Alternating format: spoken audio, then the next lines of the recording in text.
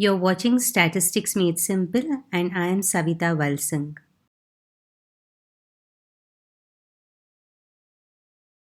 In this video, I'll explain the second test under chi-square test, which is called as chi-square test for goodness of fit.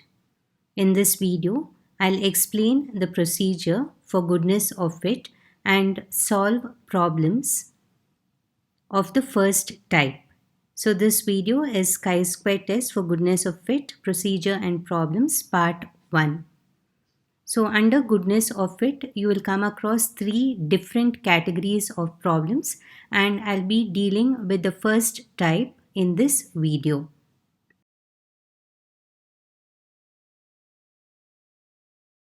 Let's begin with the chi-square test for goodness of fit.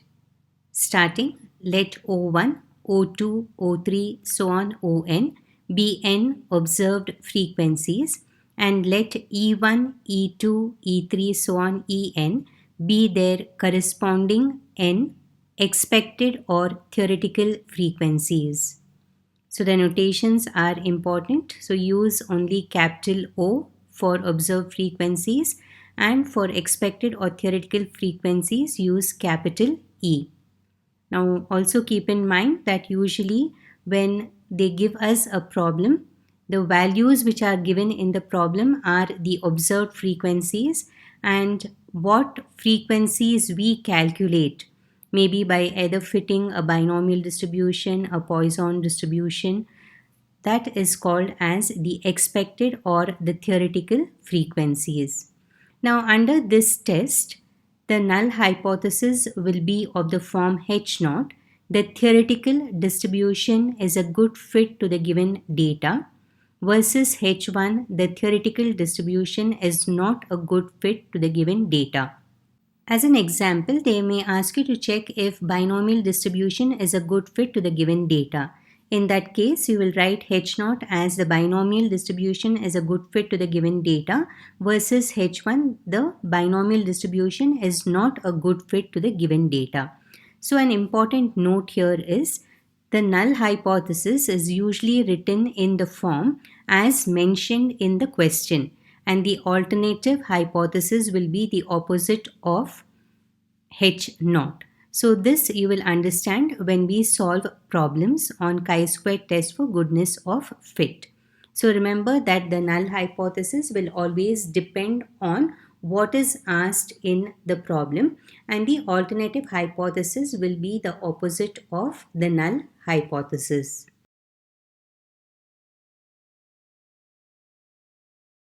H0, the test statistic is chi-square equal to summation. This summation will cover both the numerator and the denominator.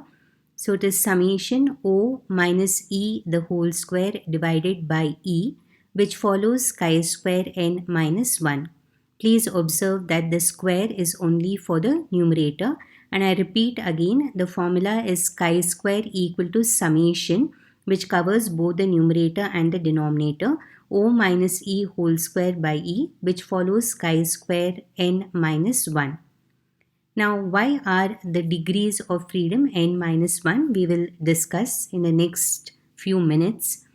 Now, the first note is this test is a right-tailed test only. So, unlike the chi-square test for population variance where we had two-tailed, right-tailed or left-tailed, the goodness of fit test is only a right-tailed test. So you'll have only one conclusion, and that conclusion is very similar to what we had learnt under the previous test, that is chi-square test for population variance for a right-tailed test. Okay. Second point to note is 1 degree of freedom is lost because of the restriction summation O is equal to summation E. Recollect that the number of observed frequencies and the number of expected frequencies are n. So, from this n, 1 degree of freedom is reduced or lost because of the restriction summation O is equal to summation E, and therefore the final degrees of freedom is n minus 1. Now the conclusion is very simple to remember. It is the same one which we had for the chi-square test for population variance for a right-tailed test. So you have to check if chi-square is greater than k2 at alpha level of significance for n-1 degrees of freedom. So if this condition is satisfied, we reject H0, otherwise we accept H0.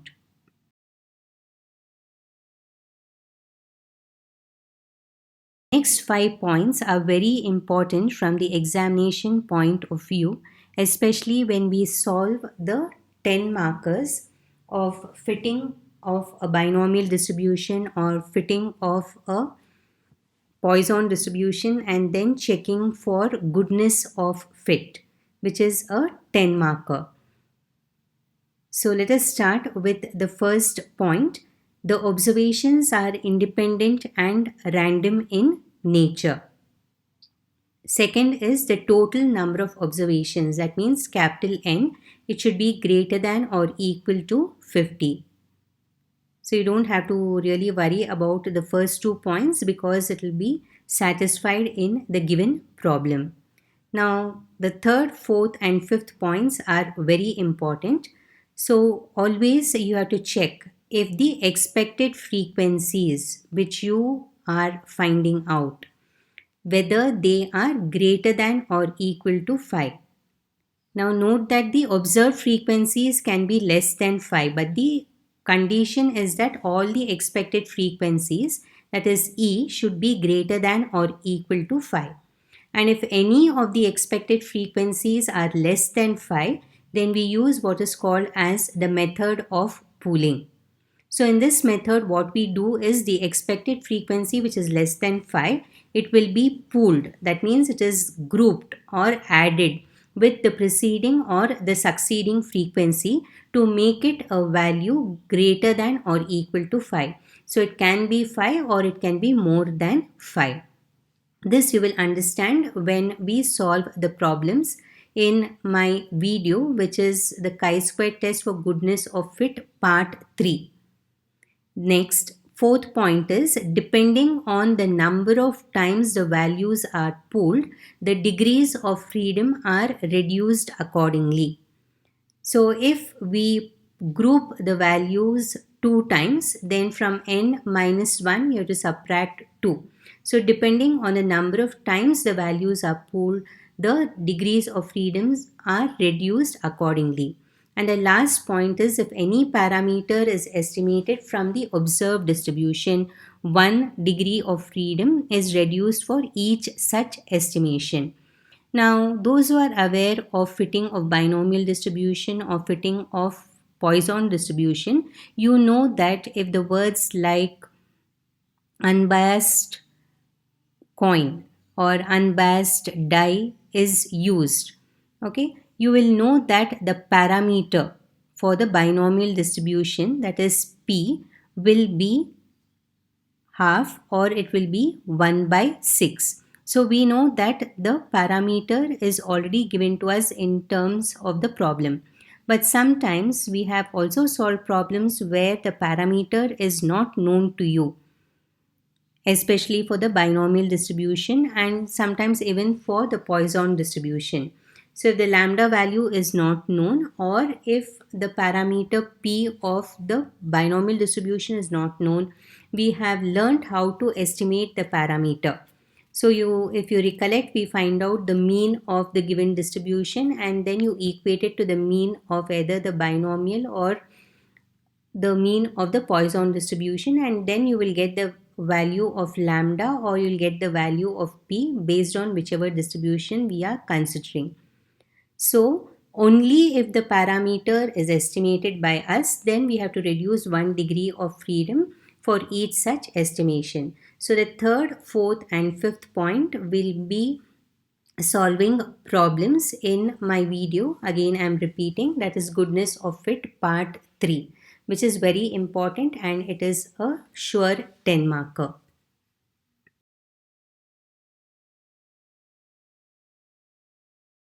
The first type of problems on chi-square test for goodness of fit are where words like equi-probable, equi-distribution, uniform, unbiased or equi-likely are used.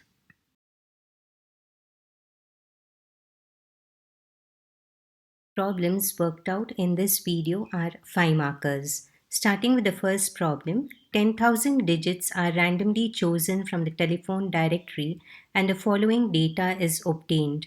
Test whether there is an equidistribution of digits in the telephone directory. Use alpha equal to 1%. In the first column, digit is given 0, 1, 2, 3 up to 9 and the corresponding frequencies are 926, 1207, 1097, 1066, 1275, 833, 1007, 872, 864, 853. Now, the first step is to observe the question. They have used the word equidistribution of digits. So, it is the chi-square test for goodness of fit. Next, you mark digit as X and the corresponding frequencies as O. So, O stands for the observed frequencies. Next, find out capital N, which should be equal to 10,000.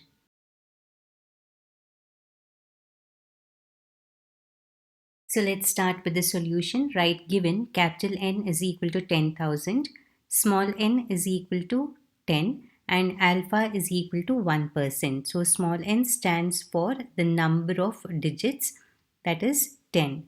The next step is to write H naught. Now in the question they have asked us to check whether there is an equidistribution of digits in the telephone directory. So your H naught will be the same, that is, you should write there is equidistribution of digits in the telephone directory versus H1, there is no equidistribution of digits in the telephone directory. Then under H0, the test statistic is chi-square equal to summation O minus E the whole square by E, which follows chi-square N minus 1. Now the observed frequencies are given to us in the problem. The next step is to find the expected frequencies or the theoretical frequencies, which are denoted by E. And we know that the formula for E is capital N into P of X. And what is P of X? It is the probability of getting a digit. The digits are in the table, we have already marked it as X and the digits are 0, 1, 2, 3, so on up to 9. So I repeat again, capital N is a total frequency and P of X is the probability of a digit being selected out of the 10 digits. So on the right hand side of this slide, I have explained how to get the probability of any digit from 0 to 9 being selected. Okay, so the formula which we are going to use is P of X equal to M divided by N, which is equal to 1 divided by 10.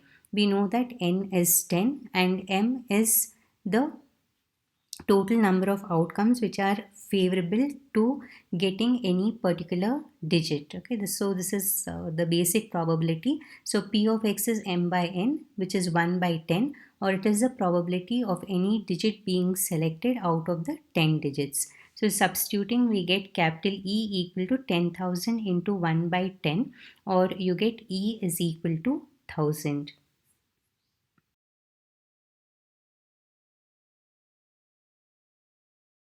Now that we have got the value of E as 1000, in the table we form the third column as E, which stands for the expected frequency, and throughout from 0 till 9 write the expected frequency values as 1000. Then we need to find out O minus E the whole square. So take the first value 926 minus 1000 and the value you get, you have to square it. So you get 5476. Similarly, 1207 minus 1000 will be 207. This you square it, you will get 42,849.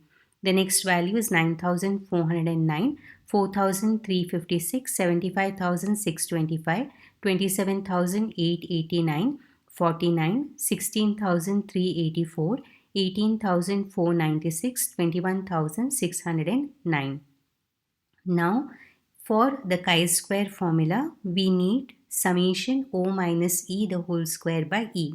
So form the last column in the table as O minus E whole square divided by E. So the first value will be 5476 divided by 1000, which is 5.476. Similarly, 42,849 divided by 1000 will give 42.849, and the remaining values are 9.409, 4.356, 75.625, 27.889, 0.049, 16.384, 18.496, 21.609. When we add up all these values, we get summation O minus E whole square by E, which is equal to 222.142. So therefore, chi-square value is 122.142. Now remember that the chi-square goodness of fit test is a right tail test. So the condition which we have to use to reject H0 is here to check whether chi-square is greater than K2. If chi-square is greater than K2, then you reject H0, otherwise you accept H0.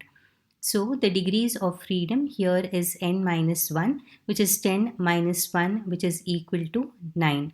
At 1% level of significance, for 9 degrees of freedom, K2 is equal to 21.7.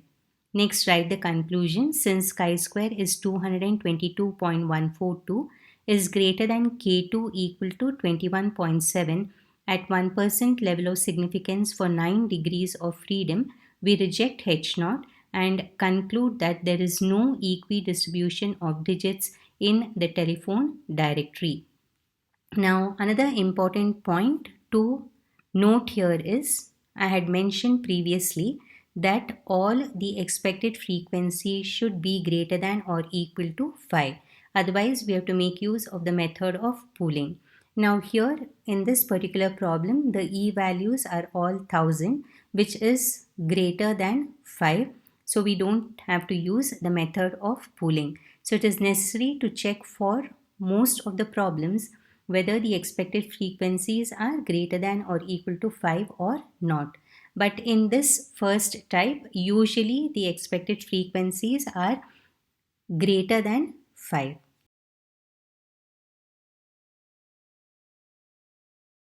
Problem 2.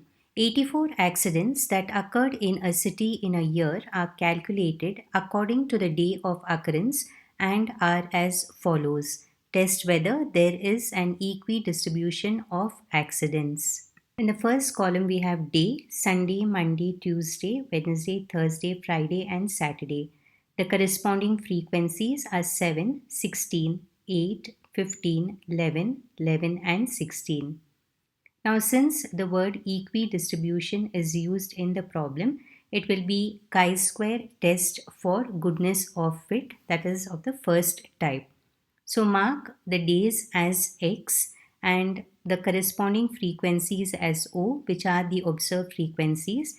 Then calculate capital N, which should be equal to 84.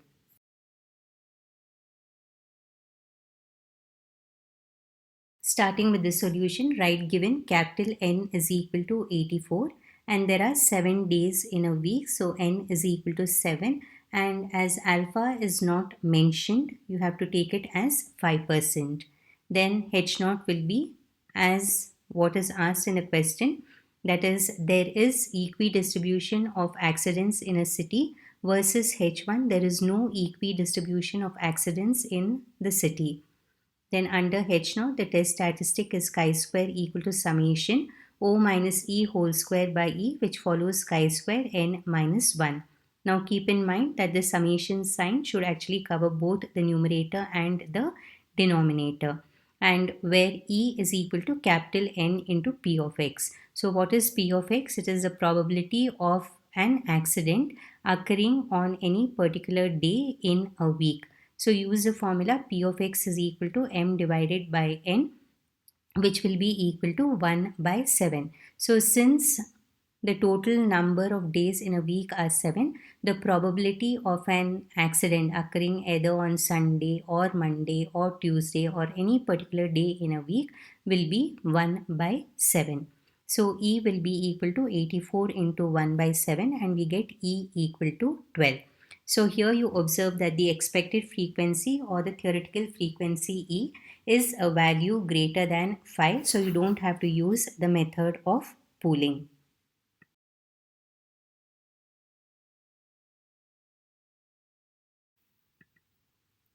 Now the next step is in the table, write all the E values from Sunday to Saturday as 12, then calculate O minus E the whole square. So 7 minus 12 is minus 5 square is 25. Similarly, 16 minus 12 is 4, 4 square is 16 and the remaining O minus E whole square values are 16, 9, 1, 1 and 16. Then calculate O minus E whole square by E, which is 25 divided by 12, that is 2.0833. Take 4 places after the decimal after rounding off. Similarly, the next value is 16 divided by 12, which is 1.43s. And continue in a similar way. So the remaining values are 1.43s, 0.75, 0.0833, 0.0833 and 1.43s. Then calculate summation O minus E whole square by E, which is 6.9998. Therefore, chi-square is equal to 6.9998. Now, the chi-square test for goodness of fit is a right tail test. So, the condition which we have to use is here to check if chi-square is greater than k2 at alpha level of significance for n minus 1 degrees of freedom. So, if this condition is satisfied, you reject H0, otherwise you accept H0. So, the degrees of freedom are n minus 1, which is 7 minus 1 equal to 6. At 5% level of significance for 6 degrees of freedom, the K2 value is 12.6. So how do you get this K2 value? You get this K2 value from the statistical tables for a particular degree of freedom and for a particular level of significance. Then compare chi-square value with the K2 value. So the conclusion is since chi-square is 6.9998, this is not greater than K2 equal to 12.6 at 5% level of significance for 6 degrees of freedom. We accept H0 and conclude that there is equidistribution of accidents in the city.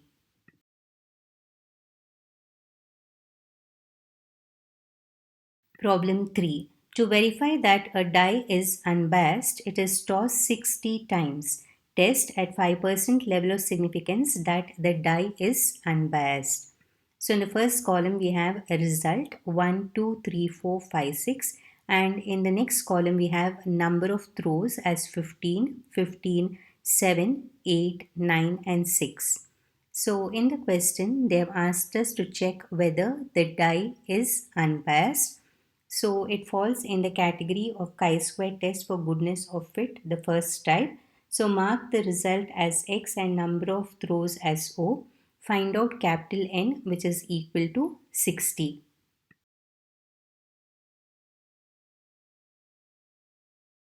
Solution, write given capital N is equal to 60 and N is equal to 6. So why is N 6? This is because on a die you have the numbers from 1 to 6, so n is equal to 6. Then alpha is equal to 5%. Write H0, the die is unbiased versus H1, the die is biased. Under H0, the test statistic is chi-square equal to summation O minus E whole square by E, which follows chi-square n minus 1, where E is equal to capital N into P of X. And what is P of X? It is probability of getting any number on an unbiased die. So using the formula P of X equal to M by N, we get 1 by 6. And we are aware that the probability of getting any number on the die using this calculation will be 1 by 6. So you get E equal to 60 into 1 by 6. Therefore, E is equal to 10. And this expected frequency is a value which is greater than 5, so you don't have to use the method of pooling.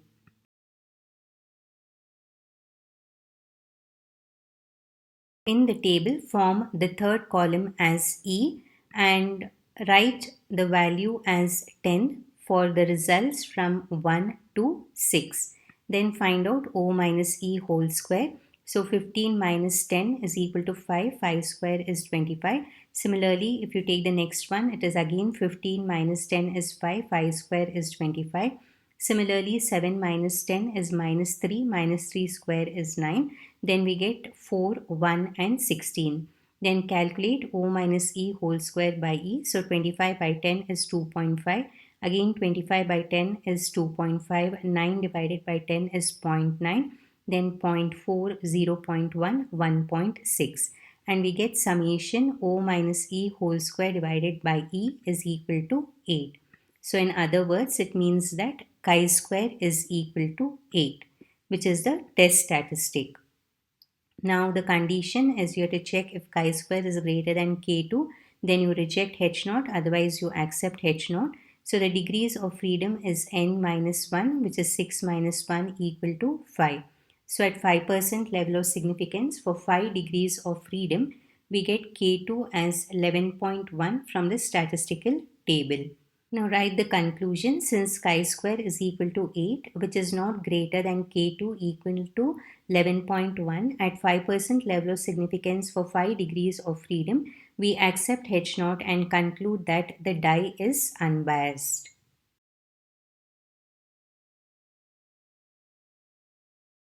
The chi-square test for goodness of fit is a very important topic, and there are 3 different types of problems in this category. In this video, I have solved problems based on the first type.